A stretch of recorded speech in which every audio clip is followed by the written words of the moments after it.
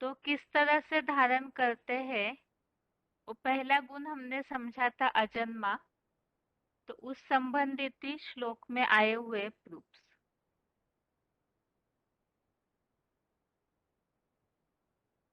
और आज के टेस्ट के लिए पहला प्रश्न है,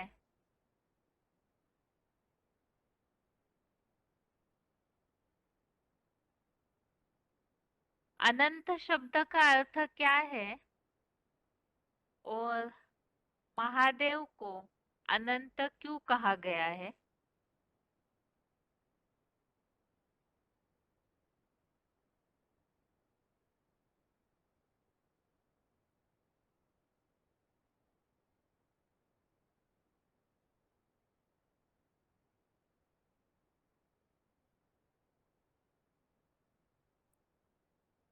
अनंत शब्द का अर्थ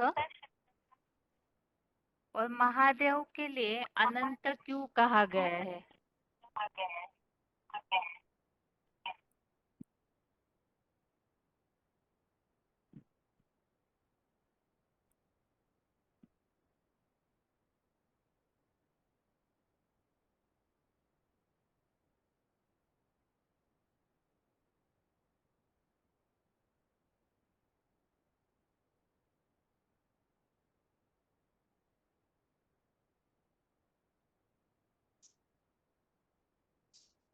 फोन अनम्यूट हुआ है किसी का?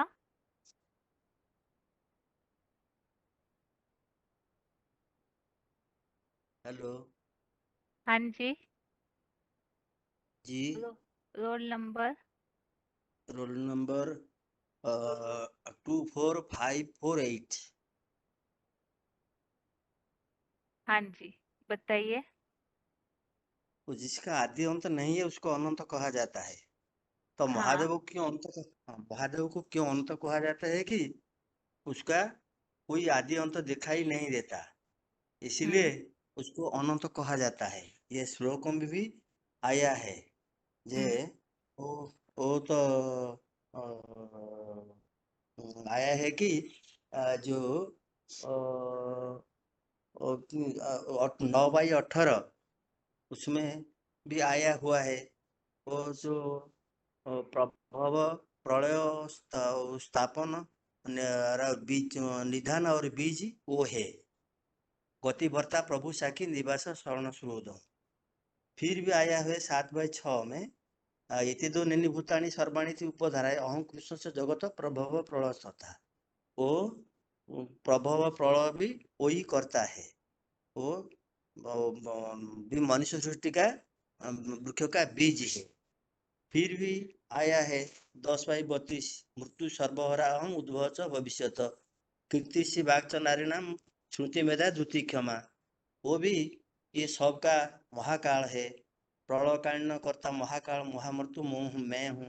भविष्य में उत्पन्न पैदा करने वाला प्राणियों के भी ये मैं उत्पन्न ठीक है। करने वाला मैं हूँ जी। ठीक है। ठीक है। ठीक जी। है। जी। जी। आपका प्रश्न ओम हो शांति। गया। हाँ, ओम जी। शांति। ओम आगे के शांति। लिए हाँ। प्रश्न है,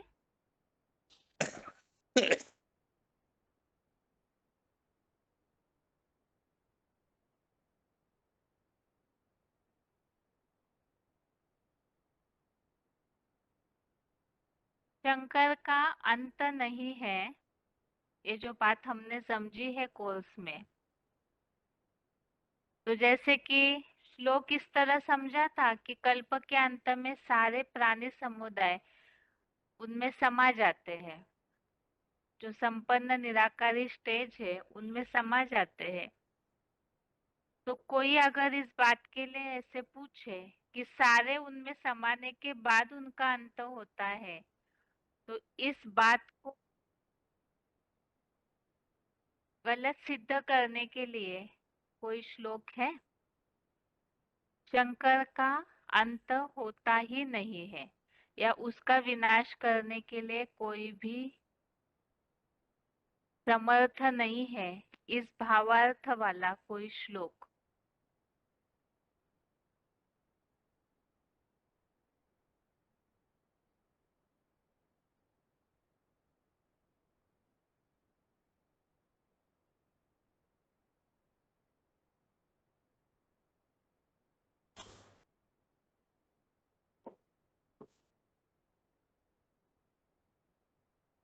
फोन अनम्यूट हुआ है किसी का?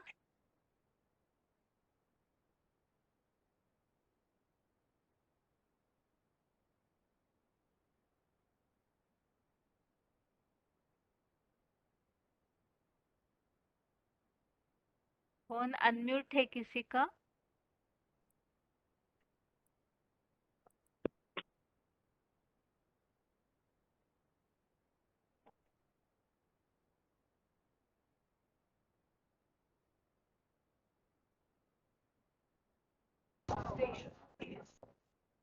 शांति दीदी। हाँ, ओम शांति। रोल नंबर है 10089। दीदी इसके लिए श्लोक है दूसरे अध्याय का सेकंड चैप्टर का 17 नंबर श्लोक।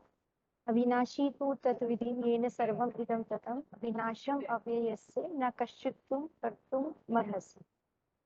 कि संसार में जो अविनाशी बीज है, जो शंकर के लिए बोले साकार वृक्ष सृष्टि का जो पिता है बीज है, उसके लिए बात आई है कि उसका वो अविनाशी है, अव्यय है। उसका विनाश करने के लिए कोई भी सामर्थ्य नहीं है सृष्टि पर। समर्थ। हाँ, समर्थ नहीं है। हाँ, ठीक है। और दूसरा प्रश्न है, हाँ जी। महादेव का जो निराकारी स्टेज या संपन्न स्टेज है, वही इस सृष्टि का आदि करने के लिए निमित्त बनते हैं। इसके लिए श्लोक में आए हुए केवल शब्द बताइए। महादेव आवाज कट रहा है आपका। हेलो।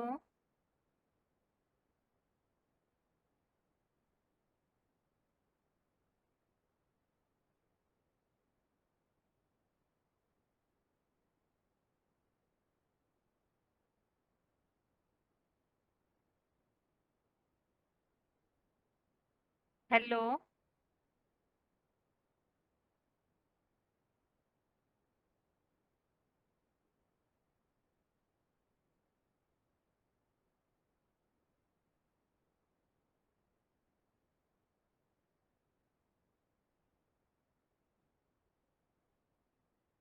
आगे के लिए प्रश्न है,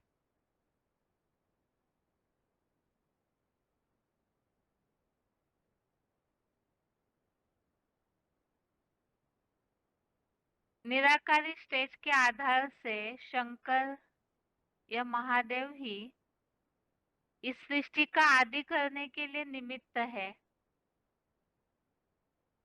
इसके लिए श्लोकों में आए हुए उल्लेख बताइए।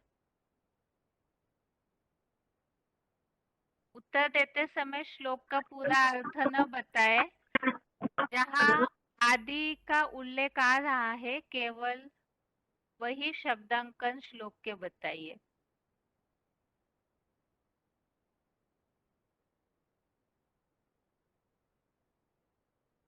शंकर इस सृष्टि का आदि करने के लिए भी निमित्त है।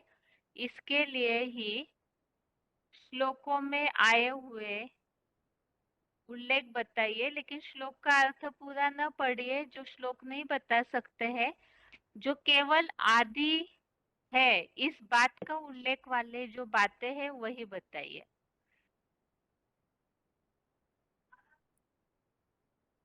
फोन अनम्यूट हुआ है किसी का? हेलो। हेलो। हाँ जी, रोल नंबर।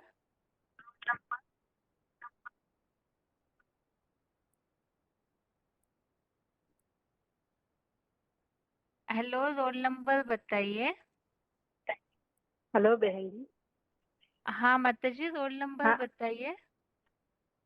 9793। हाँ ठीक है, उत्तर बताइए माता जी। मना 10वां अध्याय में 2 श्लोक।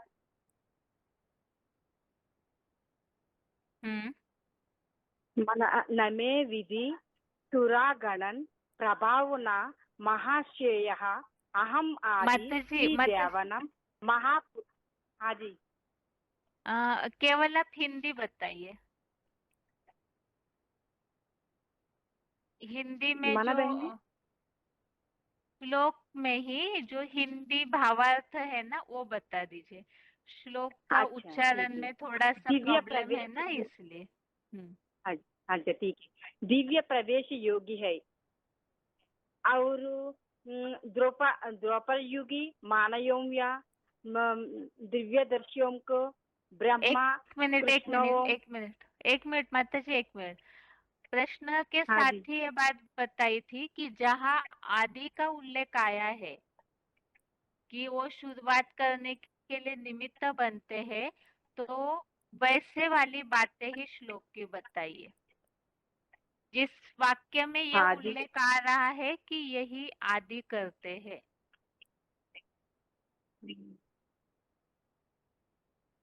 आदि मना श्लोक बाबा बहन जी, शिव बाबा अजन्मा अगर्मा अनादि और हाँ, इस तरह से। सुख दुख शांतिदाम त्रिलोकी का महान शासक के सर्वोत्तमान अव्यक्त मूर्ति रूपी जानता है। वह मनुष्यों में संपूर्ण महेश्वर रहित हुआ सब पापयों से भली भांति आधा कल्प संपूर्ण देख से मुक्त हो जाता है। ठीक है माता जी, ठीक है, आपका प्रश्न हो गया। आगे के लिए प्रश्न है।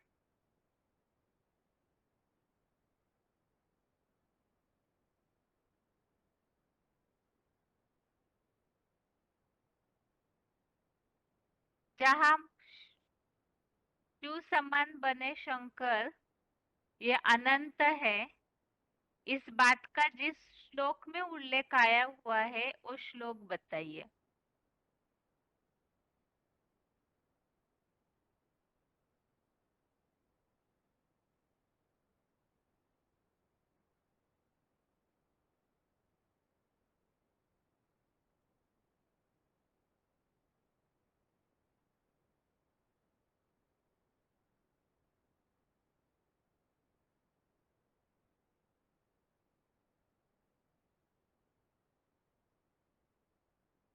शंकर महादेव अनंत है। हाँ जी, रोल नंबर 14389। हाँ जी, हाँ बताइए उत्तर। शिव समान बने शंकर अनंत है, न उसका आदि है, न मध्य है, न अंत है, वो तो अनादि है।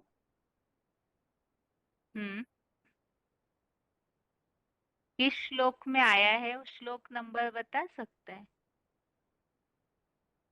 11 का 16, 11 का 19। अनादि मध्यांत अनंत वीर्यम अनंत बाहु। हाँ बोलिए बोलिए। शशि सूर्य नेत्रम पश्यामि न इति स्तमानं स्वतेजंसा विश्व इदं तपस्याम तपंतम। ठीक है, तपंतम। ठीक है। आपके लिए दूसरा प्रश्न है। गीता तो श्री कृष्ण ने सुनाई ऐसे भक्ति मार्ग वाले लोग मानते हैं। हाँ। तो इस बात को, ये बात तो गलत है, तो इसे समझाने के हाँ। लिए कोई श्लोक का उदाहरण देके या ऐसे जनरली कौन से प्रूफ के साथ ये बात समझा सकते हैं? हाँ, श्री कृष्ण तो कोई गीता का भगवान है ही नहीं, क्योंकि गीता में तो कहा है मैं कालों का काल महाकाल भी हूँ। तो श्री कृष्ण को तो ये बात नहीं कहेंगे। और क्यों श्री नहीं कृष्ण को कहेंगे? तो अजन्म। क्यों नहीं कहेंगे? क्योंकि कलयुग के अंत तक तो एक महेश्वर मन महादेव का ही पार्ट है जो सभी आत्माओं को मन बुद्धि से भी ऊपर ले जाता है। और अंत तक वह जब तक आत्माएं ऊपर नहीं जाते तब तक उसका पार्ट अंत तक नुंदा हुआ है। तो श्री देखिए, कृष्ण के लिए तो ये नहीं। महाभारत जो है ना, महाभारत जो दिखाते हैं दुनिया में, उसमें तो यही दिखाया हाँ जाता है ना कि सारा युद्ध कृष्ण ने कराया है, ऐसे ही दिखाते हैं ना। हाँ तो दिखाते फिर हैं। वो तो विनाश की बात तो दिखा ही रहे हैं ना।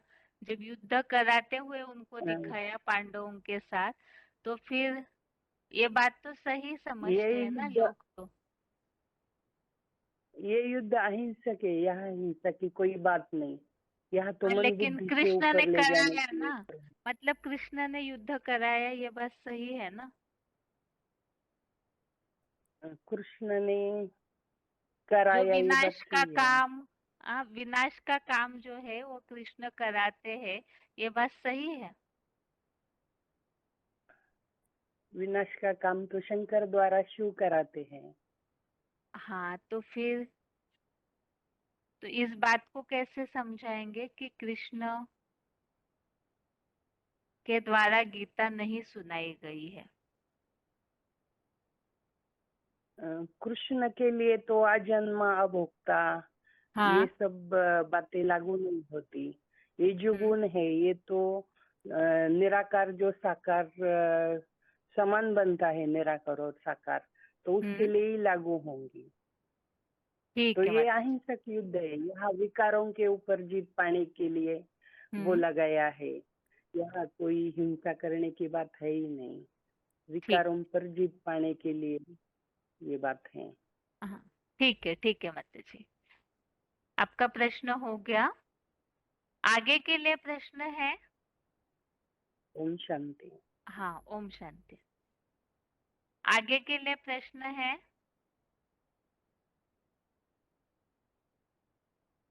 जहां भी उत्पत्ति अर्थात शुरुआत और अंत करने के निमित्त है, ऐसा उल्लेख आया हुआ है, तो ऐसे उल्लेख वाला श्लोक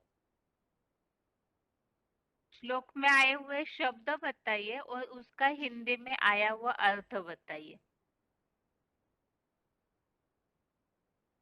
पूरा भावार्थ नहीं पढ़िए क्योंकि उसमें बहुत समय जाएगा, तो ज्यादा प्रश्न नहीं पूछ सकते हैं, क्लास में लंबा समय जाता है।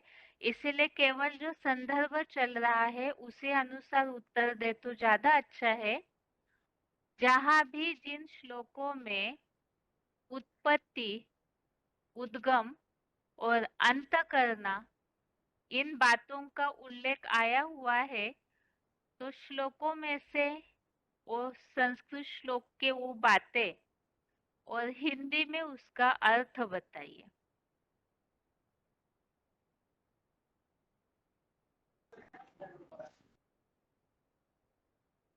फोन अनम्यूट हुआ है किसी का? हाँ जी, ओम शांति जी। हाँ, ओम शांति। Roll number 7613। हाँ जी, बताइए। हाँ जी, उसका आदि और अंत के लिए 7 अध्याय का 6 में बताया। हाँ, और 9 अध्याय का 18 में भी बताया। आपका आवाज है ना रिपीट हो रहा है। अगर स्पीकर ऑन है तो बंद कीजिए, या तो थोड़ा खिड़की की तरफ जाके खड़े रहिए।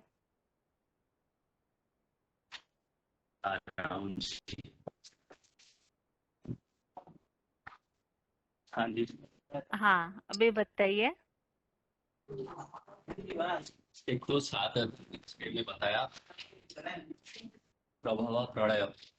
हम्म, मतलब वो प्रभाव मतलब उत्पत्ति करता, और वो प्रलय हाँ, मतलब विनाश करता। वो आदि और अंत है, 7 अध्याय का 6। ठीक है।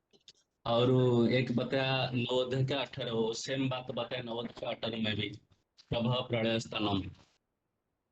हाँ, और एक 10 अध्याय का 34 में बताया हाँ, मृत्यु सर्वहर सहम हम्म, उद्भवस्य भविष्यतम। हाँ, अर्थात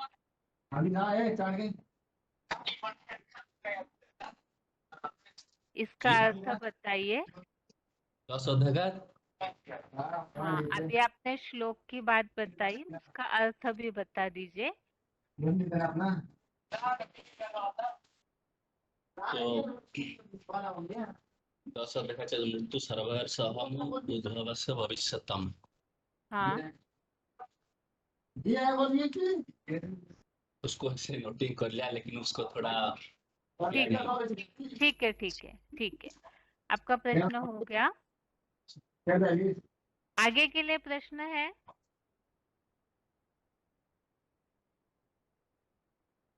जिन श्लोकों में केवल आदि करने की बात आई है, शुरुआत,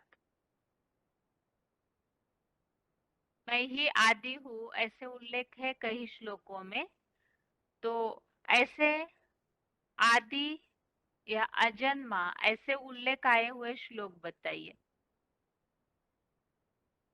श्लोक और उनका अर्थ। लेकिन जैसे अभी बताया था कि पूरा अर्थ नहीं पढ़िए श्लोक का, केवल जो संदर्भ चल रहा है बेसिक कोर्स में, उतनी ही बात बताइए कि जिसमें आदि इस शब्द का उल्लेख आया है, तो श्लोक का केवल वो हिस्सा, और हिंदी में भी उसका जो अर्थ है वो अर्थ वाला वाक्य।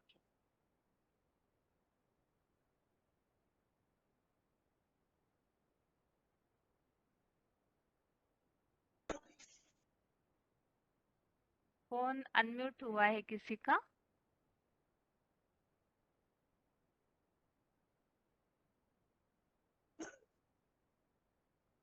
हेलो,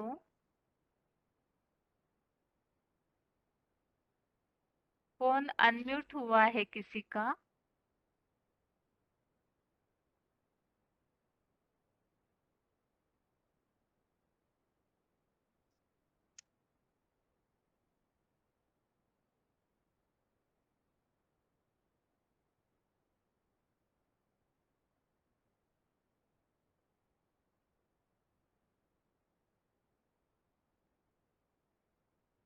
ओम शांति। हाँ जी, ओम ओम शांति। शांति। हाँ, ओम शांति माता जी। रोल सिक्स नंबर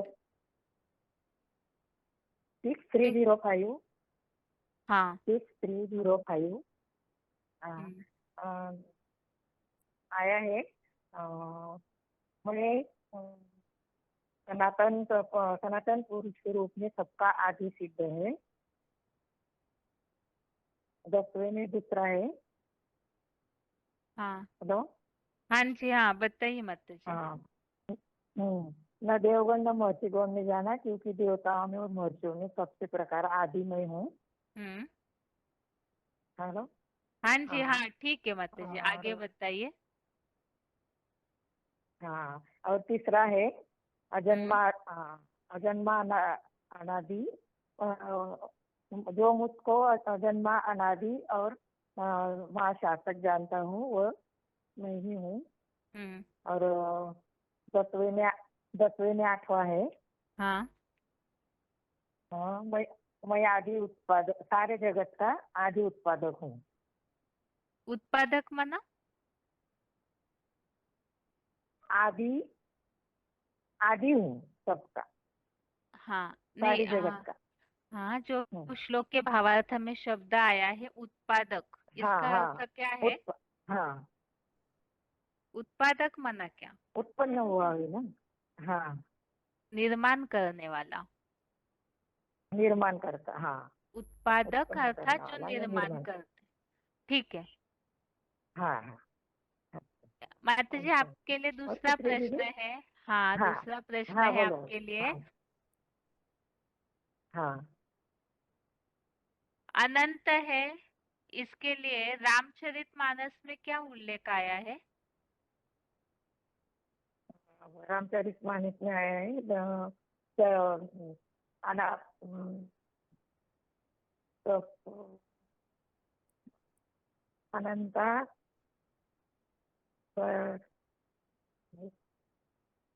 अनंता कुछ आया है दीदी इसमें, अनादि। हरि अनंता, हरि कथा अनंता, साई है सुनी बहुविध संता। ठीक है माता जी, ठीक है, आपका प्रश्न हाँ। हो गया। तो हाँ, ओम ओम शांति शांति। माता हाँ। जी। आगे के लिए प्रश्न है। मुसलमान लोग कहते हैं भगवान को खुदा, और जैसे कि मुरलियों में कई बार शिव बाबा ऐसे क्लैरिफिकेशन देते हैं, खुदा अर्थात खुदा अर्थात तो स्वयं आते हैं। तो इसी तरह का कोई उल्लेख श्लोक में है तो वो श्लोक बताइए, और वो बात हम बेसिक कोर्स में किस टॉपिक में समझा सकते हैं वो बात भी बताइए। मुसलमान लोग भगवान के लिए कहते हैं खुदा अर्थात खुदा स्वयं आते हैं। तो इस संबंधित ही गीता में भी श्लोक है, तो वो श्लोक बताइए, और वो श्लोक हम कहाँ किस टॉपिक में बेसिक कोर्स में समझा सकते हैं वो बात भी या उस टॉपिक को क्लियर कीजिए।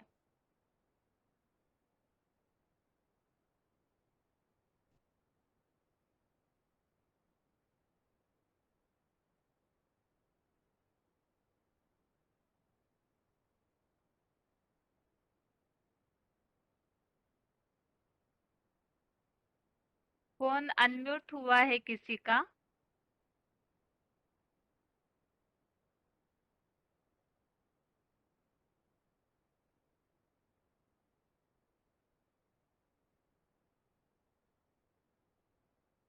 फोन अनम्यूट हुआ है किसी का?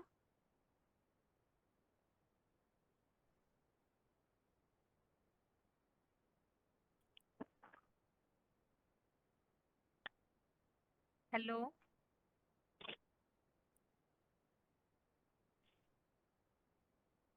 हेलो। हाँ जी, रोल नंबर।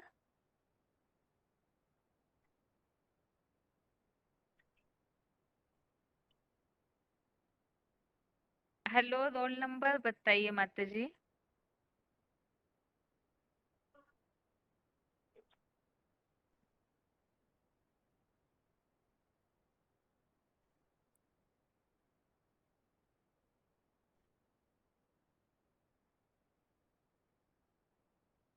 हेलो,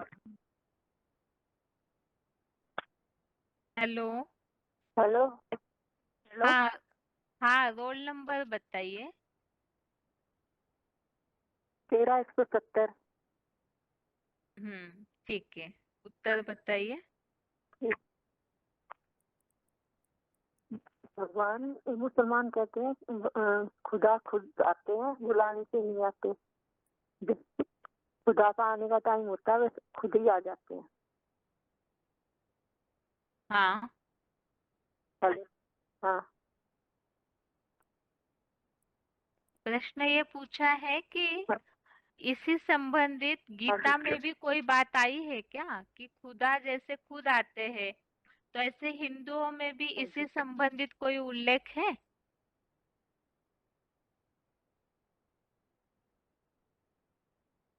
गीता में हाँ, ऐसा हिंदुओं कोई में भी है। श्लोक है? हाँ, तो वो श्लोक बताइए जो गीता में आया हुआ है, और वो कहा कैसे समझा सकते हैं हम, उसे भी समझाइए। हम्म। तो बाबा कहते हैं शिव बाबा, जो मुझे शिव बाबा को जन्मा गर्भान आदि और सुख दुख का शांति धाम त्रिलोकी का महान शासक शक्तिमान अवत मूर्ति जानता है। हेलो। माता जी, प्रश्न ये पूछा है कि भगवान स्वयं इस सृष्टि पर आते हैं, इस संबंधित गीता में कोई श्लोक है क्या? ये तो आप अजन्मा की बात बता रहे हैं, लेकिन यहाँ श्लोक ऐसा बताइए जो भगवान स्वयं इस सृष्टि पर आते हैं और वो आकर के अपना परिचय भी देते हैं, इस संबंधित कोई श्लोक है?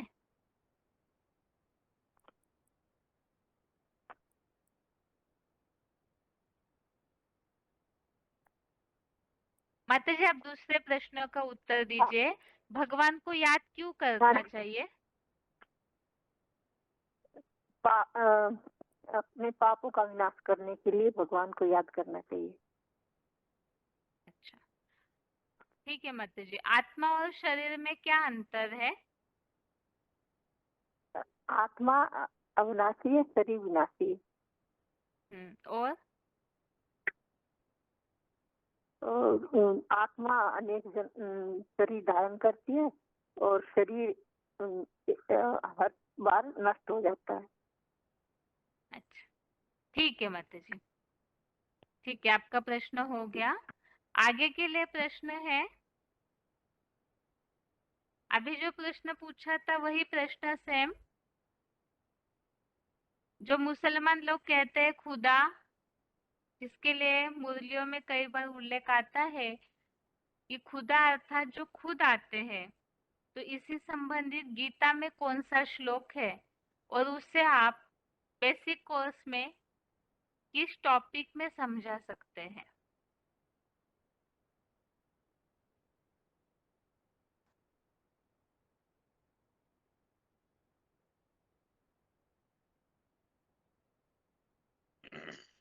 हेलो। हाँ जी। हाँ बहन जी, ओम शांति। हाँ जी। हम्म, यह खुदा खुद आते हैं, इसके विषय में बताया गया है अध्याय 10 के 15 में। 15 में बताया गया है कि जैसे कि रूहों में सर्वोत्तम शिव बाबा है, भूतों के सूक्ष्म शरीरधारी जन्मदाता भूतेश्वर देवाधिदेव जगतपति, आप स्वयं अजन्मा अगरबा होने के कारण ही अपने मुकर्रर रथ अर्जुन आदम के रथ द्वारा अपनी आत्मा के स्वरूप को स्वयं जानते हैं। इसके विषय में बताया कि खूब सदगुरु स्वयं ही आकर के अपना परिचय देते हैं। बाप का परिचय बाप के अलावा दूसरा कोई दे न सके। ठीक है, अभी बताइए कि आप इसे बेसिक कोर्स में किस टॉपिक में कैसे समझा सकते हैं? इसको बेसिक संबंध में यही से समझा सकते हैं कि जैसे कहते हैं कि भगवान आने की बुलाने से आते हैं। कोई कहता है कि भगवान, जैसे भगवान को हम पूजा पाठ करते हैं, भगवान की भजन कीर्तन करते हैं और किस लिए, उनको जानने के लिए या बुलाने के लिए। लेकिन वो लोग वो तो खुदा के अर्थ ही नहीं जानते। मुसलमान लोग खास करके खुदा के अर्थ को ही नहीं जानते हैं। तो उनको ये बताना पड़ेगा कि जो खुद सबको जानता है और खुद उनका जब समय पूछ जाता है, ये 5000 वर्ष कल्प में जैसे हर आत्माओं का अपना चक्र ये होता है, तो स्वयं पाठ बजाने आ जाता है। उसी प्रकार से स्वयं परमात्मा भी खुद वो आ जाते हैं, लेकिन उनको कोई जानता नहीं। वो खुद अपना परिचय प्रवेश करके वो देते हैं। उनका परिचय दूसरा कोई नहीं जानता है। ठीक है, आपका रोल नंबर बताइए। 8133। ठीक है, आपका प्रश्न हो गया। आगे जी। के लिए प्रश्न है,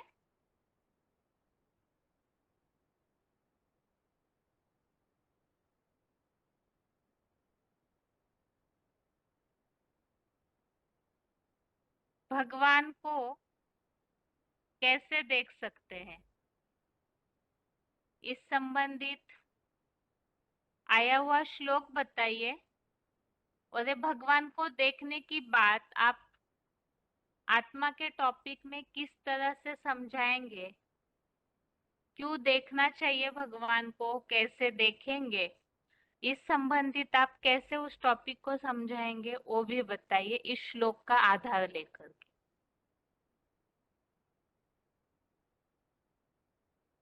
जान सकता हूँ। फोन अनम्यूट हुआ है किसी का? हेलो, फोन अनम्यूट हुआ है। हेलो। हाँ जी, रोल नंबर।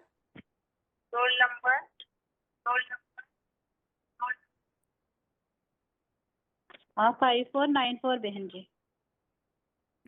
ठीक है, उत्तर बताइए। क्या पूछा प्रश्न? प्रश्न ये पूछा भगवान को इन आंखों से देख सकते हैं, ये बात सही है या गलत? नहीं देख सकते, आंखों से नहीं देख सकते। तो कैसे देख सकते हैं?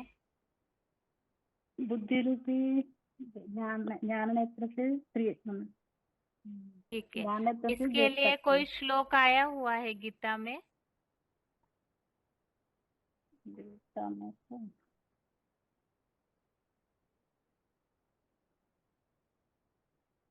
चलिए, श्लोक आपको याद नहीं होगा, हो सकता है। आप बताइए, आप अभी बेसिक कोर्स में इस बात को कैसे समझाएंगे कि भगवान इस सृष्टि पर आके अपना परिचय देते हैं और उन्हें हमें देखना है, क्यों देखना है और कैसे देख सकते हैं? इस टॉपिक पे आपको किसी को समझाना है तो आप कैसे समझाएंगे?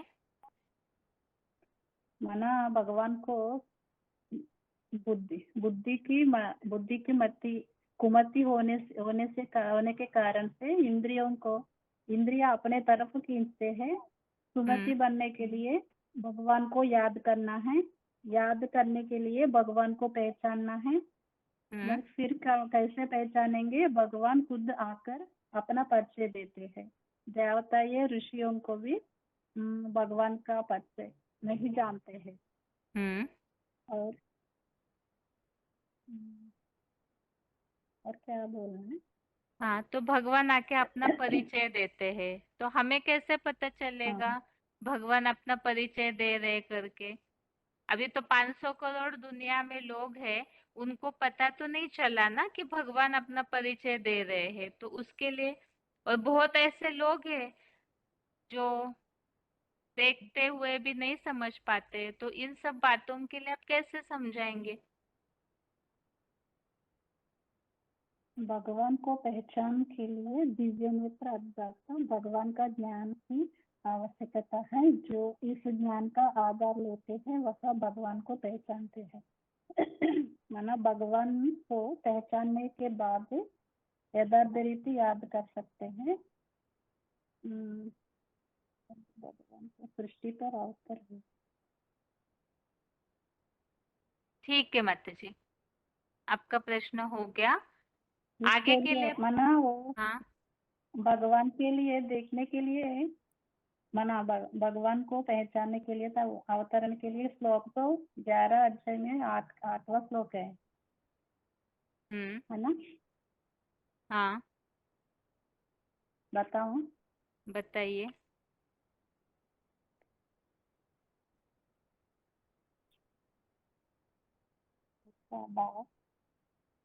किंतु इन आंखों से मुझे इस देह में स्थित विराट रूप को नहीं देख सकेगा। तुझको दिव्य बुद्धि की एडवांस सच्ची गीता वाला तीसरा ज्ञान नेत्र देता हूँ, जिससे मेरे 84 जन्मों के भी ऐश्वर्यवान यौगिक ऊर्जा संपन्न हीरो पाटदारी रूप को देख सकेगा। ठीक है ठीक है बहन जी। हाँ, ठीक है माता जी। आगे के लिए प्रश्न है?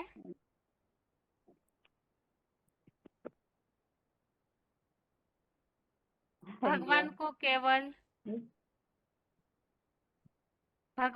केवल मन बुद्धि से याद करने से ही पर्याप्त हो जाएगा, या पूरी तरह परिवर्तन के लिए क्या करना जरूरी है?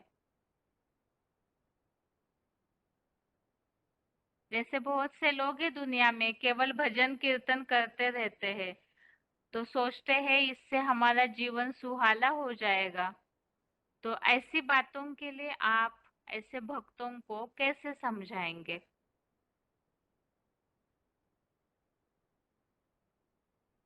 उत्तर देते समय इस बात जरूर ध्यान दीजिए, आप यदि केवल पढ़ के सुना रहे हैं तो फिर किसी को समझाने की प्रैक्टिस नहीं होगी।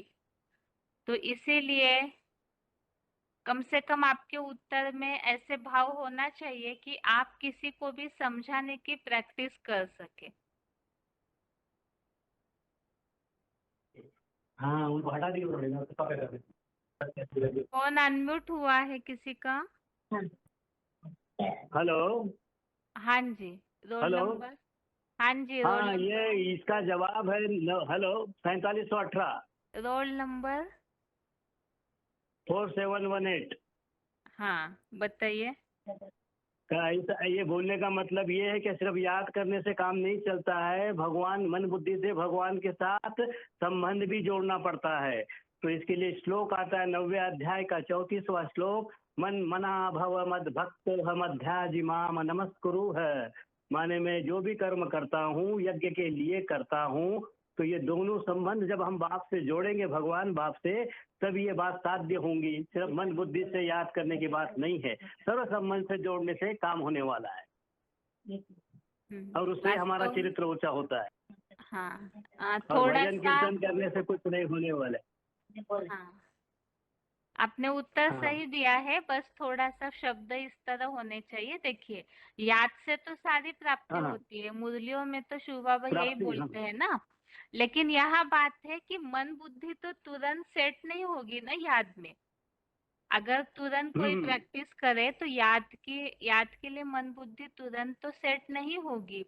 तो इसीलिए लगातार नहीं याद होगी। करेंगे तभी विकर्म विनाश होंगे। इसीलिए हर कर्म में भी अगर भगवान के लिए याद। ही हर कर्म करते हैं, सब कुछ करते हाँ हुए, तब याद की प्रैक्टिस सहज और ज्यादा होगी और पाप विनाश होंगे। ठीक है, ठीक है। अच्छा। आगे के लिए प्रश्न है? हेलो हाँ, दे हेलो दीजिए। हेलो हाँ हाँ हाँ, हाँ रोल नंबर बताइए माता जी। 16147। ठीक है, आपके लिए प्रश्न है माता जी।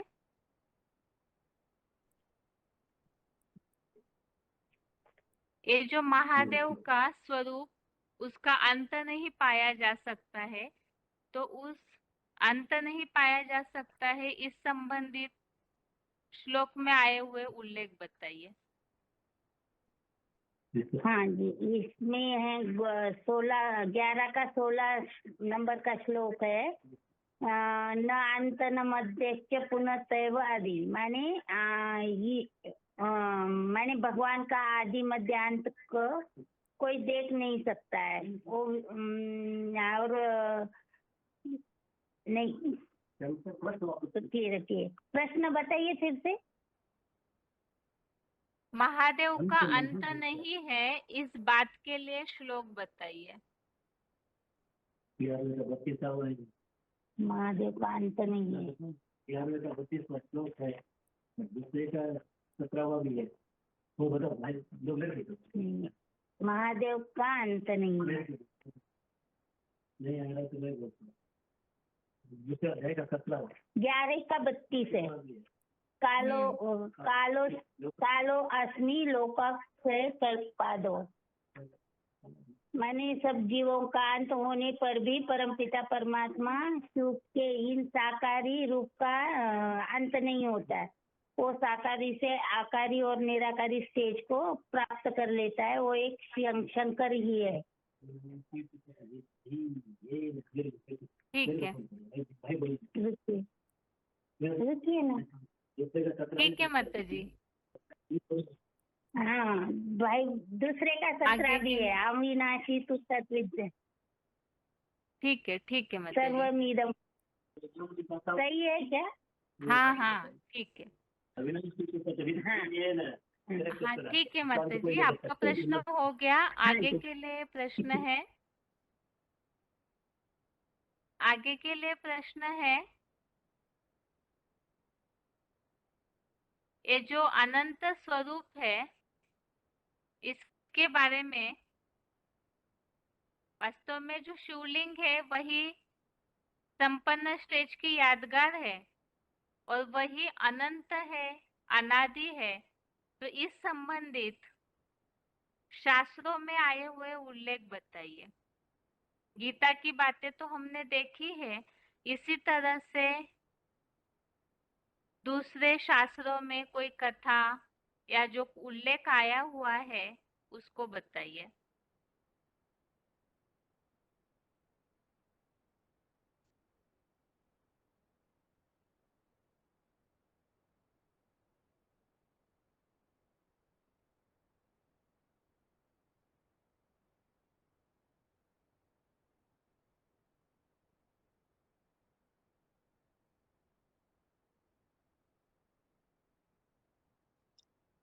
फोन अनम्यूट हुआ है किसी का?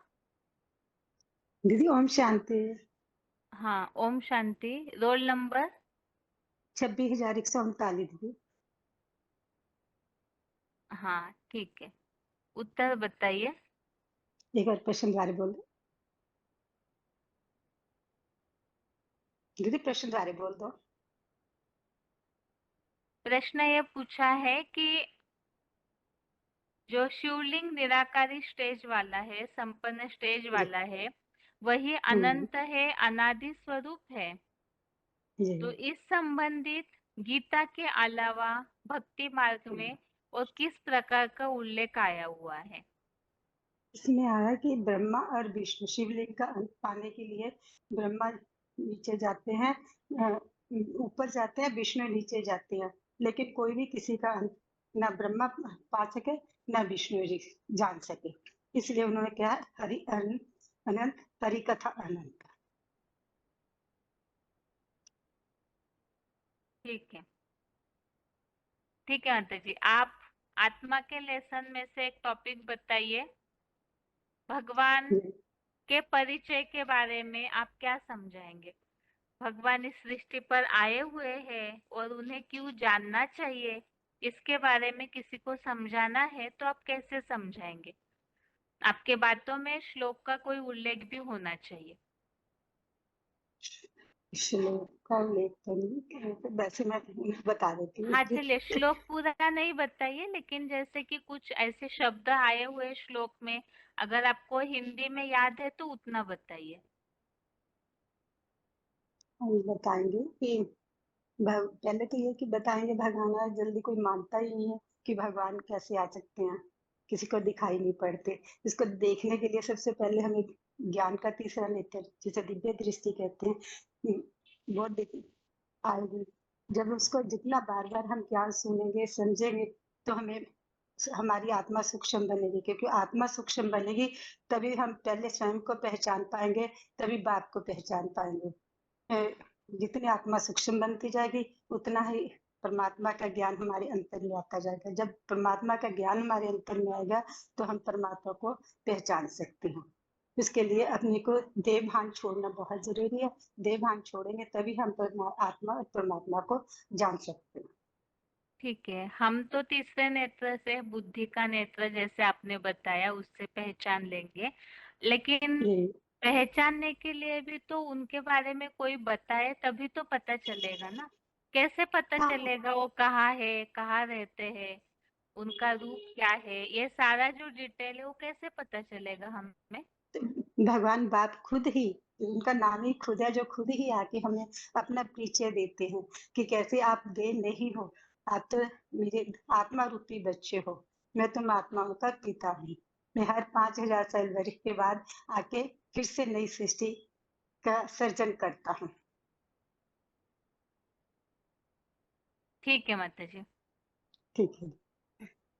आगे ओम के लिए, शांति। हाँ ओम शांति माता जी। आगे के लिए प्रश्न है, भगवान की याद करना क्यों जरूरी है? इसका उत्तर तो तुरंत आसानी से मिल जाता है कि पापों का विनाश करना ही इसलिए, लेकिन गीता का ऐसा उल्लेख बताइए जिस आधार से याद के द्वारा परिवर्तन होता है। इसका प्रूफ बताने वाले गीता में जो श्लोकों का उल्लेख आया हुआ है वो बताइए।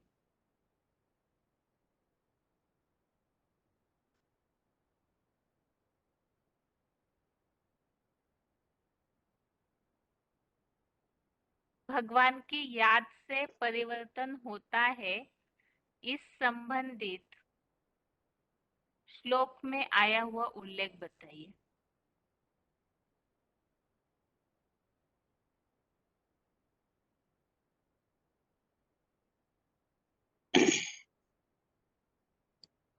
फोन अनम्यूट हुआ है। हेलो। हाँ जी, रोल नंबर?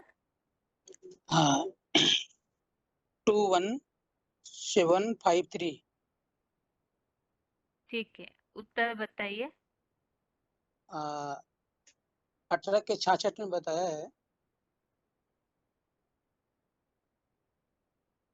हेलो बहन जी। हाँ हाँ बताइए। हाँ, खाली बहन जी मैं अर्थ बताता हूँ जरूर। हाँ ठीक है। सब हिंदू मुसलमानी धर्मों को पूरा ही त्याग कर मुझ अल्लाह अवल दीन माने गए एक शिव बाबा के शरण में आ जाए, मैं मुझे धर्म रक्षा हिंसा के पूर्वकृत सब पापों से मुक्त कर दूंगा। तो शोक मत कर कि धर्मी बेधर्मी अधर्मी सब बेमौत मरेंगे। हाँ ठीक है। ये तो पापों से मुक्ति की बात बताई हुई है। बाकी भगवान की याद से ही कैरेक्टर सुधरता है, चरित्र सुधरता है, इसे साबित करने वाला कोई श्लोक है?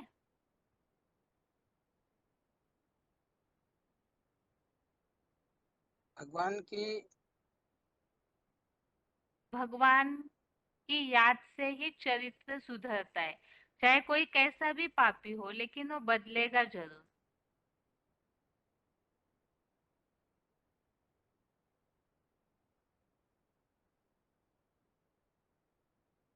क्योंकि भगवान जो है एक शक्ति है, और भगवान से जो सन्मुख पढ़ाई पढ़ते हैं और ज्ञान लेने के बाद तो उनके जीवन में कुछ न कुछ तो परिवर्तन आता ही रहता है। हाँ और उनकी सुधार हो जाती है, उनके कैरेक्टर सुधर जाते हैं भगवान के सन्मुख पढ़ाई पढ़ने से। ठीक है। ठीक है, आपका प्रश्न हो गया। ओम शांति बहन जी। हाँ ओम शांति। आगे के लिए प्रश्न है?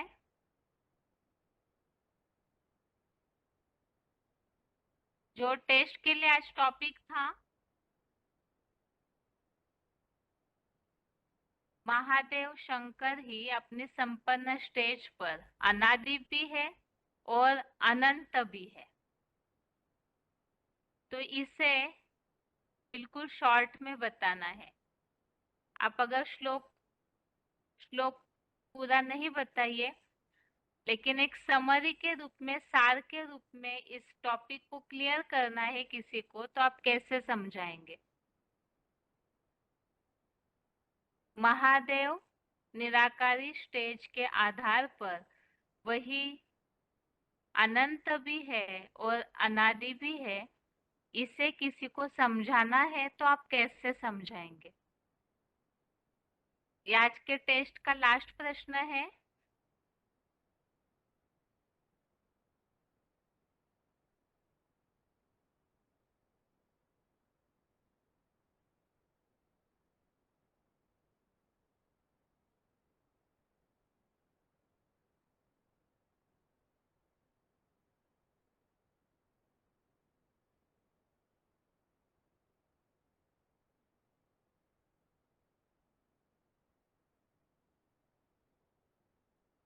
फोन अनम्यूट हुआ है किसी का? हेलो। हाँ जी, हेलो। क्या प्रश्न कीजिए दीदी। हाँ, 6305। हाँ जी, प्रश्न कीजिए थोड़ा।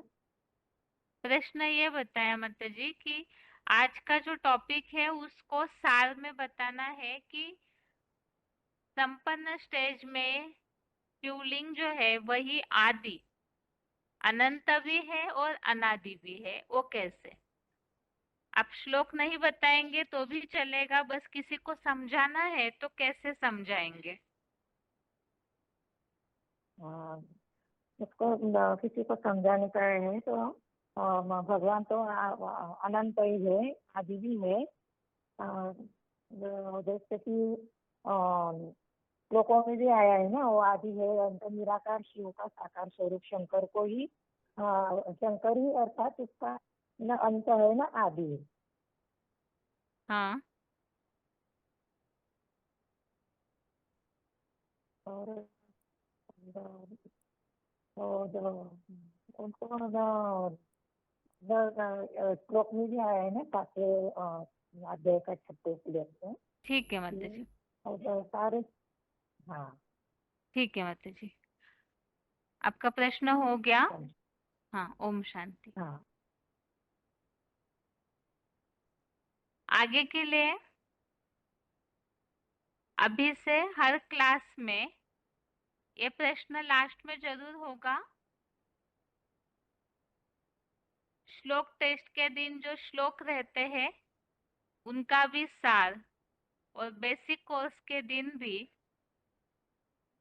लास्ट के 5 मिनट में जिस टॉपिक में टेस्ट है तो उसी टॉपिक को सार में किसी को भी समझाना है तो आप कैसे समझाएंगे, इस पर जरूर प्रिपरेशन कीजिए, ऐसी तैयारी कीजिए। और ऐसे होता है कई बार कि प्रश्न पूछने पर ज्यादातर ऐसे देखने में आता है कि जो भी लिखा हुआ है वो जैसे कि वैसे पढ़ के सुनाते हैं। तो ठीक है, प्रश्नों के समय अगर आप ऐसे करते हैं तो कोई बात नहीं, लेकिन इतनी तैयारी जरूर कीजिए आप कि आप कम से कम 2 या 3 मिनट किसी को भी उस टॉपिक के बारे में समझा सकते हैं। तो ऐसे उत्तर देते समय आप पढ़ के नहीं उत्तर दीजिए। जो लास्ट प्रश्न होंगे लास्ट के 5-10 मिनट, तो उसमें आप ओरली आपने जिस तरह से समझा है उस तरह से ही उस बात को, उस टॉपिक को समझाने का प्रयास कीजिए। तो इससे आपको लिंक पता चलेगी कि किसी को भी समझाना है, कोर्स कराना है तो कैसे समझाना चाहिए। इसलिए हर टेस्ट के दिन लास्ट के 5 या 10 मिनट में ये प्रश्न जरूर होगा, सार के रूप में बताना। अभी क्लास का टाइम पूरा होने जा रहा है, इसीलिए आज के टेस्ट में जो प्रश्न थे उन प्रश्नों के उत्तर। सबसे पहले प्रश्न पूछा था आदि और अंत अर्थात स्थापना और विनाश, इस संबंधित श्लोक में आए हुए शब्द, संस्कृत शब्द और उसका हिंदी अर्थ बताने के लिए बोला था। तो उस प्रश्न का उत्तर है, एक तो 9वें अध्याय का 18वां श्लोक, अध्याय 9 श्लोक नंबर 18, इसमें जो उल्लेख है प्रभवः प्रलय स्थानम निधानम बीजम अव्ययम। तो इसमें प्रभवः प्रलय स्थानम अर्थात उत्पत्ति विनाश स्थिति हूँ, और इसी तरह से इसी श्लोक में बीज हूँ ऐसा भी उल्लेख आया है। तो यहाँ बीज हूँ, बीज अर्थात ही शुरुआत होती है, तो ये शब्द भी इसमें महत्वपूर्ण है, बीजम अव्ययम। आगे 7वें अध्याय का 6वां श्लोक, अध्याय 7 श्लोक नंबर 6, इसमें अहम कृत्स्नस्य जगतः प्रभवः प्रलय तथा, अर्थात मैं समस्त जगत का उत्पत्ति करता तथा विनाश करता हूँ। और 10वें अध्याय का 34वां श्लोक, अध्याय 10 श्लोक नंबर 34, इसमें उल्लेख आया हुआ है मृत्यु सर्वहरश्चाहम उद्भवश्च भविष्यताम, अर्थात सारे संसार का लोप करता, प्रलय करता महामृत्यु हूँ और भविष्यगत जड़ जंगम रूप में पैदा होने वालों का उद्गम हूँ। इसी तरह से पिछले हफ्ते जो हमने क्लास समझा था उसमें भी 2 श्लोक हमने लिए थे।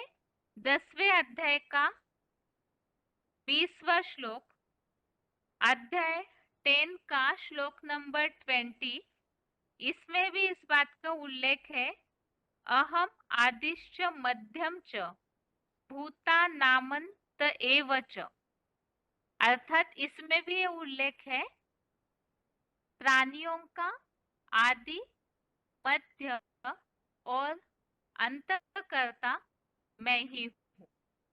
और 10वें अध्याय का ही 20वां श्लोक, अध्याय 10 का ही श्लोक नंबर 32, इसमें भी उल्लेख है सर्गानाम आदि अंतश्च मध्यम चैव अहम अर्जुन, अर्थात सारी सृष्टियों का आदिदेव, मध्य और अंत मैं ही हूँ। तो इन सारे श्लोकों में आदि, अंत, मध्य, इन बातों के लिए उल्लेख आया हुआ है। और ये टॉपिक समझते समय इस बात को हमने समझा था, जहां भी श्लोकों में इस प्रकार उल्लेख आता है अहम अर्थात मैं ही हूँ, तो ये बात निराकार के लिए लागू नहीं होती है, क्योंकि निराकार इस भौतिक जगत से परे है। यहाँ पर इस सृष्टि का आदि और अंत करने की बात का उल्लेख चल रहा है। जैसे कि हमने ये टॉपिक इसलिए समझना शुरू किया था कि इस सृष्टि का आदि देव जगत पिता, साकार में जो सारे प्राणियों का पिता है, सारे धर्म वाले जिसे मानते हैं, वो शंकर महादेव ही है। और इसी बात को समझने के लिए हमने ये बात भी समझी थी कि शिव समान महादेव या शंकर बनते हैं, अर्थात क्या, तो शिव के गुणों को धारण करते हैं।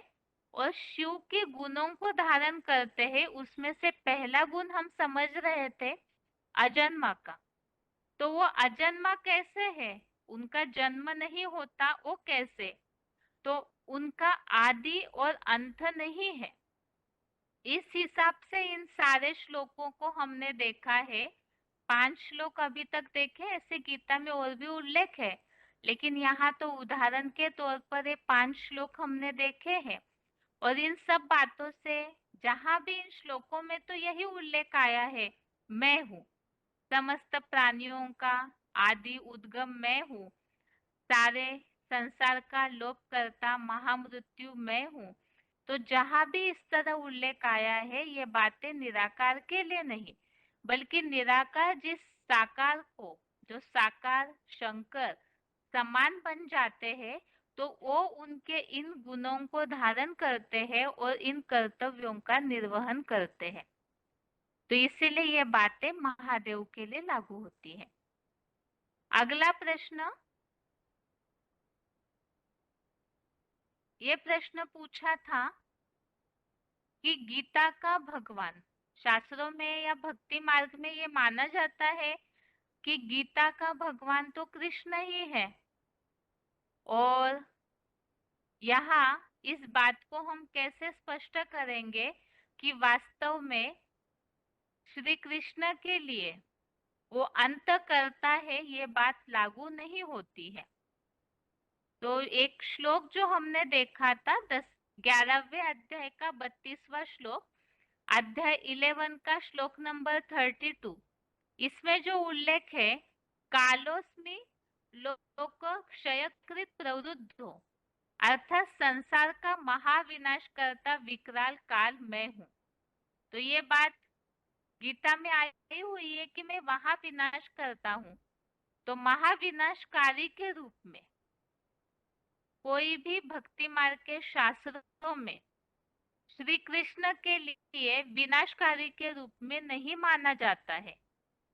हर जगह भक्ति मार्ग में जितने भी उल्लेख है, वेद शास्त्र पुराण, हर जगह विनाश ये शब्द के साथ ही शंकर का नाम ही जोड़ा हुआ है।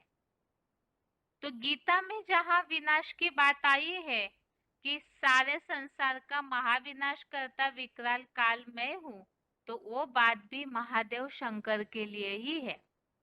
और इसी बात से ये जो गुण है अजन्मा का, ये भी इस प्रकार साबित होता है कि जहाँ वो विनाश करता है, अर्थात सबका काल, तो कल्पक्षय अर्थात कल्प के अंत में सारे प्राणी उस निराकारी स्टेज वाले में समा जाते हैं, तो वो शंकर का ही स्वरूप है।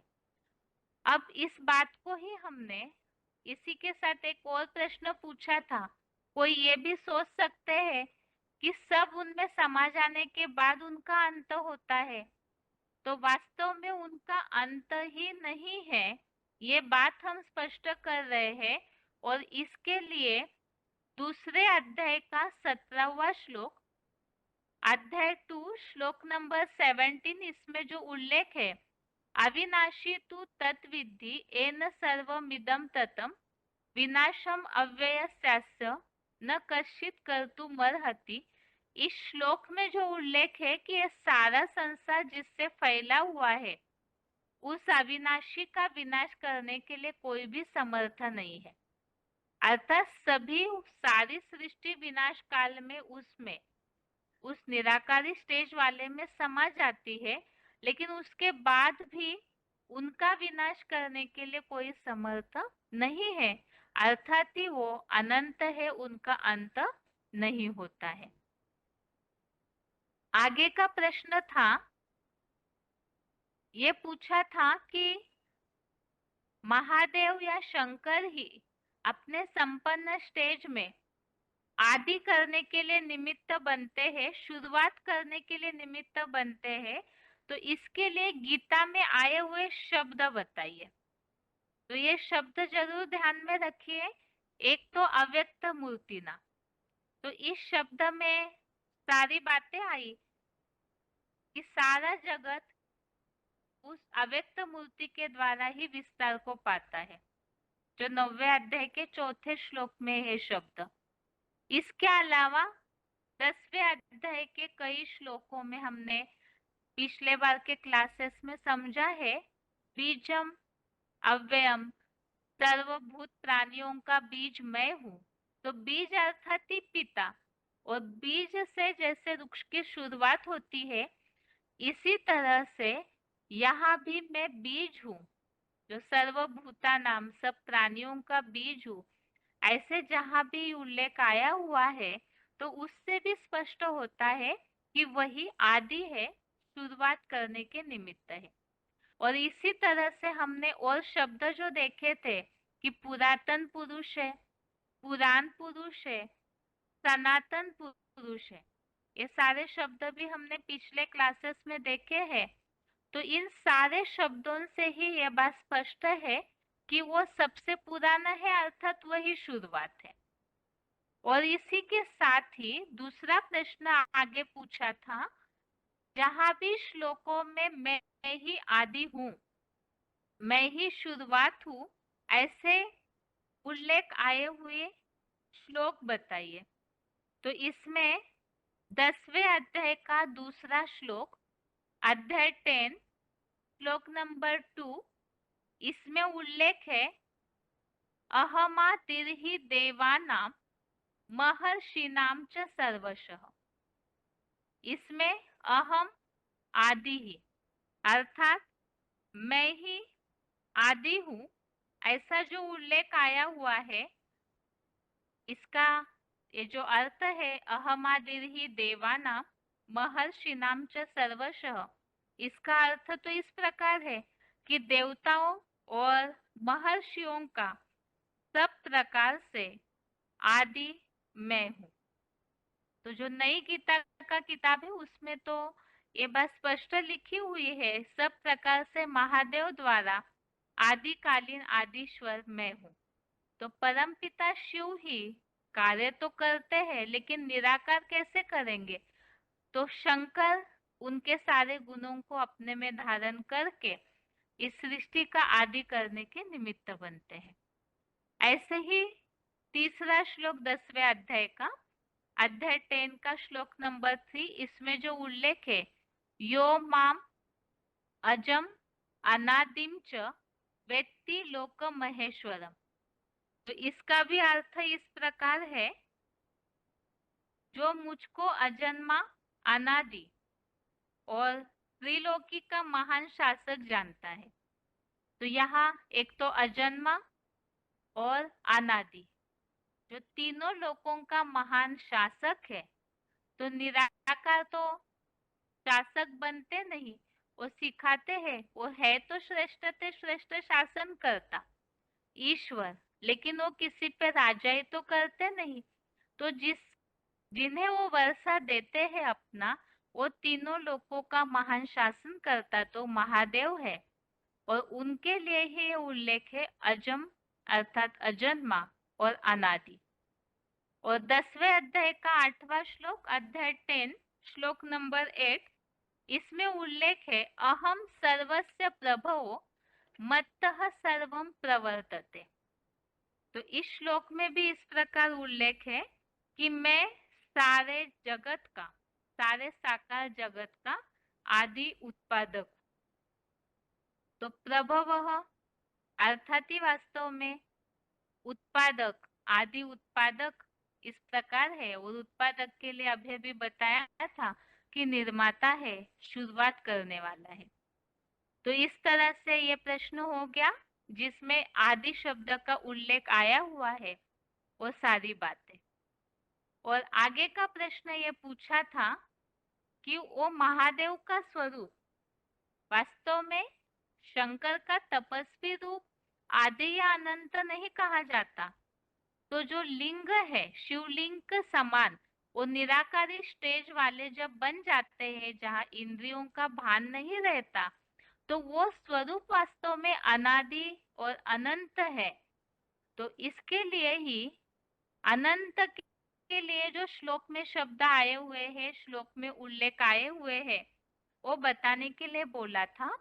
तो 11वें अध्याय का 19वां श्लोक, अध्याय 11 का श्लोक नंबर 19, इसमें जो उल्लेख है अनादि मध्यांतम अनंत वीर्यम अनंत बाहुम शशि सूर्य नेत्रम, इसमें उल्लेख है आदि मध्य अंत रहित ऑलराउंड अमोघ वीर्य वाले आप शिव बाबा आदम ही तो महादेव है। तो यहाँ जो खास उल्लेख आदि मध्य और अंत रहित है। और ऐसे ही 11वें अध्याय का 16वां, अध्याय 11 का श्लोक नंबर 16, इसमें जो उल्लेख है न अनंतम न मध्यम न पुनः तव आदिम, तो इसमें जो उल्लेख आया है कि आपके न अंत को न मध्य को न आदि को ही देख पाता हूँ। तो उनके आदि मध्य अंत को नहीं देख पाता हूँ, अर्थात वो निराकारी स्टेज वाले संपन्न स्वरूप का ही आदि और अंत कोई नहीं जान पाता है। तो इसी के लिए ही अगला प्रश्न इस प्रकार पूछा था कि वो अनादि और अनंत है, इसके लिए अन्य शास्त्रों में आए हुए उल्लेख बताइए। तो जो हिंदुओं में पुराणों में कथा जो उल्लेखित है लिंगोद्भव की, तो इसके बारे में बताया कि जो अग्नि के समान लिंग है उसका अंत और आदि पाने के लिए ब्रह्मा जी ऊपर की ओर और विष्णु जी नीचे की ओर गए, परंतु वो अंत नहीं पा सके क्योंकि वो अनंत है। और इसी के लिए रामचरितमानस में उल्लेख है हरि अनंत हरि कथा अनंता कह ही सुनहि बहुविधि सब संता। तो ये खास ये टॉपिक जो शंकर महादेव ही अपने संपन्न स्टेज में अनंत भी है और अनादि भी है।